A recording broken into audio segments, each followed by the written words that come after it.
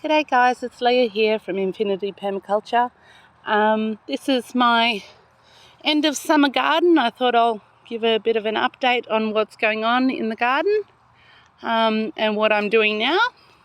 The summer crops are pretty well finished.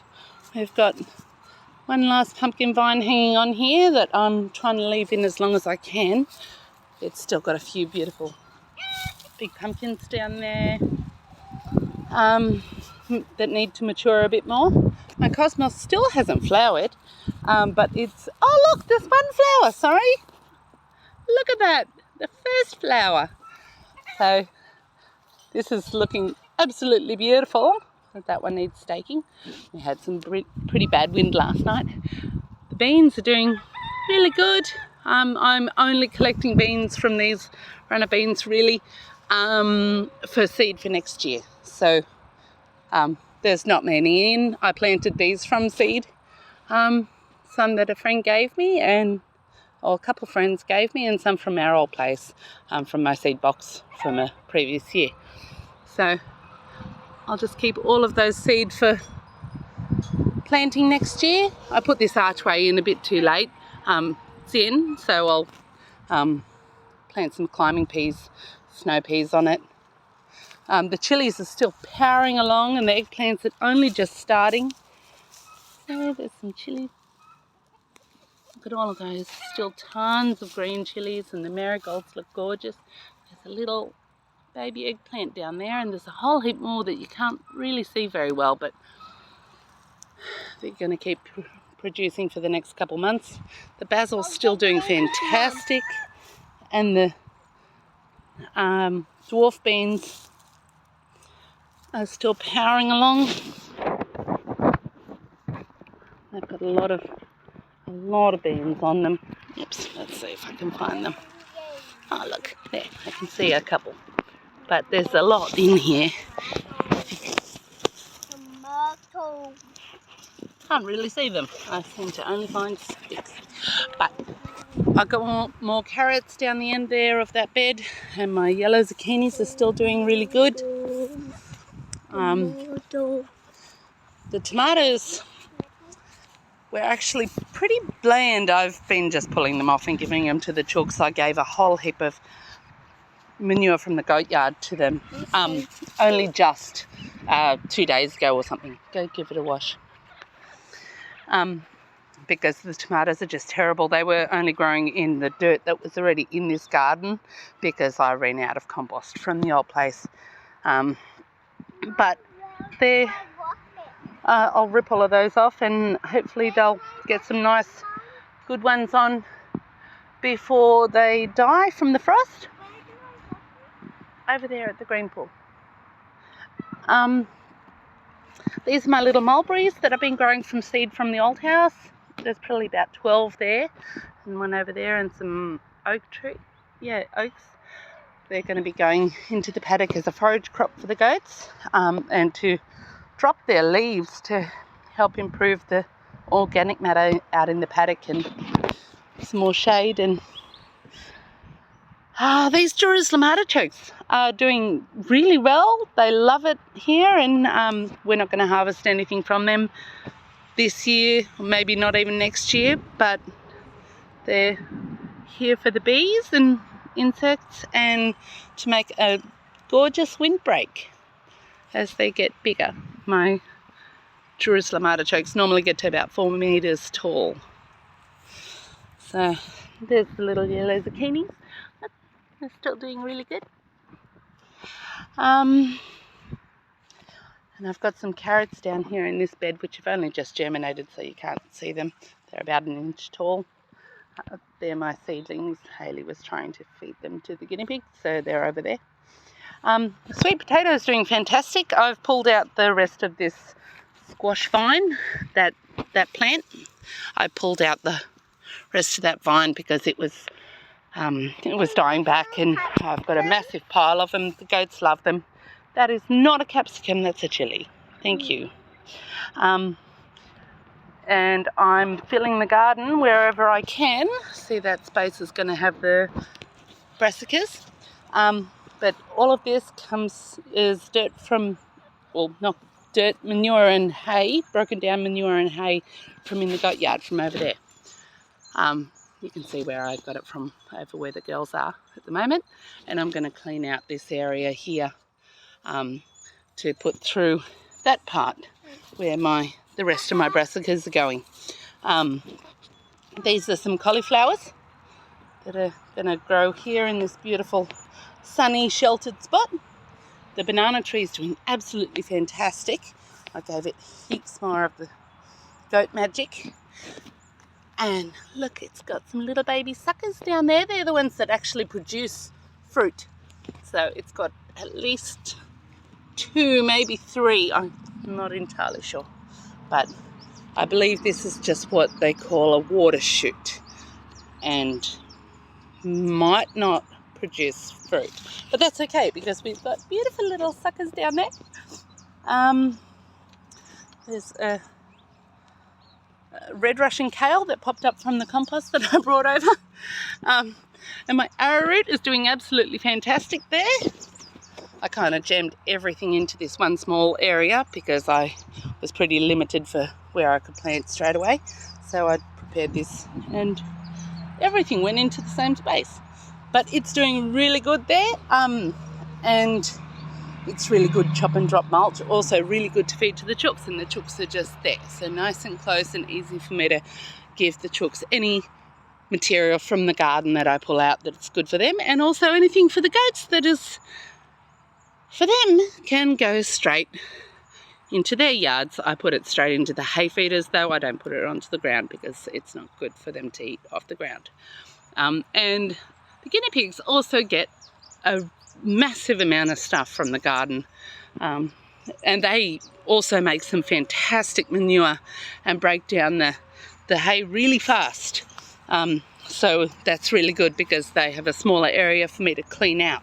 So I'll show you a little bit later an area where we've got a whole heap of chilies that we planted a bit late, but they might still fruit because they get pretty good sun.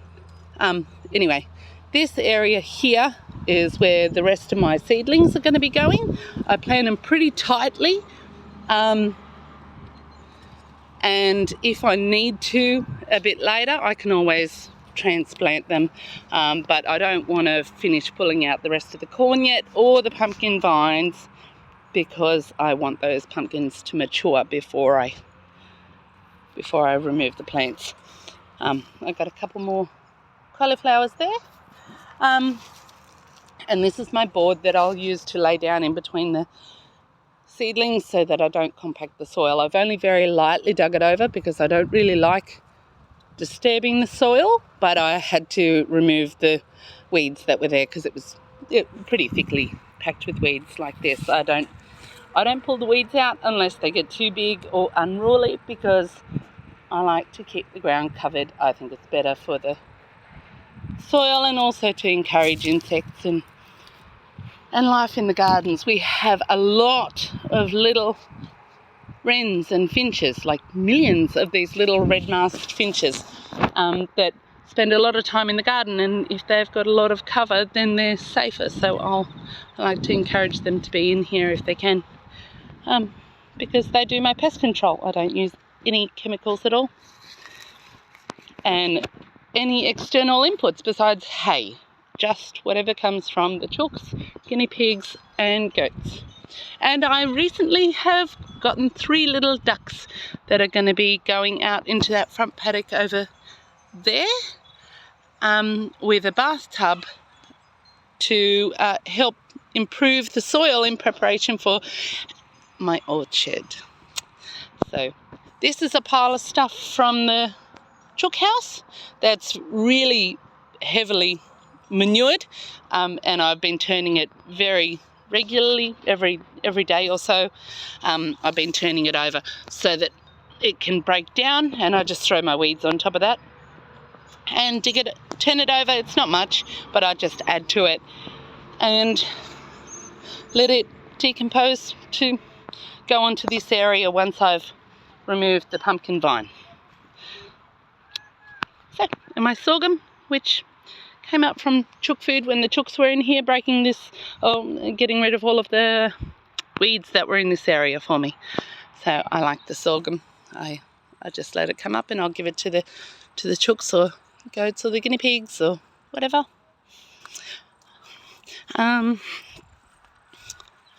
My bamboo that I transplanted is doing absolutely fantastic. Look how well that's doing, which is really surprising because I didn't think it would. It's old hammy. So, and there's a chili that was transplanted as well. Again, surprised me that it did so well bouncing back. And these are some little melons. Oops, you can't see that. There, little melon, a little honeydew melon. These I just threw a bunch of seed in that I had sitting on the bench, and I didn't have any idea what it was besides that it was some sort of melon. And I've got a couple little melons. I've got some cucumbers that I've left to go to seed. There's that one there, and that one, oh, you can't see that. That one there, underneath the leaves. Anyway, they've been let to go to seed for next year. And I have one little rock melon down there. There it is. I've got no idea when it's ready, but I just keep on smelling it, and when it smells good, that's when I'll pick it. And this is where we've planted the stuff, the chilies, and I've filled with manure from the guinea pigs. That is doing absolutely fantastic. All these little chilies, they were all from seed. You can see how much guinea pig poo there is there. It's like the goat poo. It's not a hot manure, so you can put it straight onto the plants and it does nothing bad to them at all, and also mulches them at the same time. And all of these little, you can't, there. See, my little black currants. When I planted my black currant, which I transplanted, I took probably half the bush off to make it recover better. And I planted every single one of the cuttings. I just stuck it in the ground here. I dug over the soil really well, and I just stuck the currants in the ground. And you can see which ones died. That one died. But I had 7 cuttings that I took died, and all the rest have grown leaves. So I've got about 30 little black currants now that'll be planted in winter time. If they look big enough, I'll probably, if I'm ready and have a designated bed, then I'll dig them up and move them. Otherwise, I'll move them next year. But I have a lot of black currants now. Yay! And that's my other old hammy. It was not doing very good where we planted it first, so we put it here. Unfortunately, we didn't. It was kind of more like lack of better places why we stuck it here, and it's coming back and it looks okay, but it can't stay here because it's 30 meters tall and obviously cannot grow here. So it's still here until I find somewhere better to put it. And I've got some pawpaws that have popped up from seed too. I had a couple of these in a pot, and a couple of them just popped up where they are. These two I transplanted to here, and I'm hoping that they might get enough shelter from this area. Excuse the mess, it's a bit, I'm in the middle of many things at the moment, but these are a whole heap of willow and poplar cuttings as well. And I've got some macadamia seeds in there from my tree at the old place that I'm hoping might germinate, because I can't seem to find Pinkalicious again locally. So I don't know, we'll see. I only planted them a few days ago, so I don't know how long. I haven't even looked into how long it takes to grow them. And this is Another area I've put a whole heap of lettuce and a few cabbages and broccoli. And again, an absolute ton of stuff from the goat yard. And it's got a passion fruit which has lost all of its leaves, and my little cutting of elderberry. This is just straight from the drain, from the gutter. It doesn't go anywhere at all. So I thought, well, I may as well make use of the fact that it's beautiful, well-watered ground and stick a garden here, at least until we decide what to do with this. Maybe stick a water tank in or something. But everything seems to be doing okay. The plates and the jars are there to keep my cat off the seedlings while they get a little bit bigger, because she has decided to use it as a litter box. And this is our herb garden. That's another bamboo that I transplanted. It was almost dead at where it was at the old place, and I thought, well, it can't do any worse if I transplant it. So I dug it up and I had it in a pot for a little while. I planted this about 10 weeks ago in this garden, and it's got about a dozen new culms coming up. See, there's heaps. So many new little ones. Look at the little baby ones. And the comfrey is doing really good. Most of these were grown from cuttings from the old place. Needs a little bit of water now. There's garlic chives and a wormwood, which I did buy. And I've got an elderberry down there and a lavender, which I bought. These chilies popped up from our chili under our bird's eye chili at the old house, which I'd had in for about 5 years. And so we took that little bird's eye chili and that little bird's eye chili. Look at all the little tiny chilies on there. Can you see that? It's doing really good. Yeah. And that sage was a cutting, and this mint was a cutting, and the mulch. The mulch was a few bags on somebody's council strip that they raked up from in their yard, and I quickly stopped and held them in my car and took off.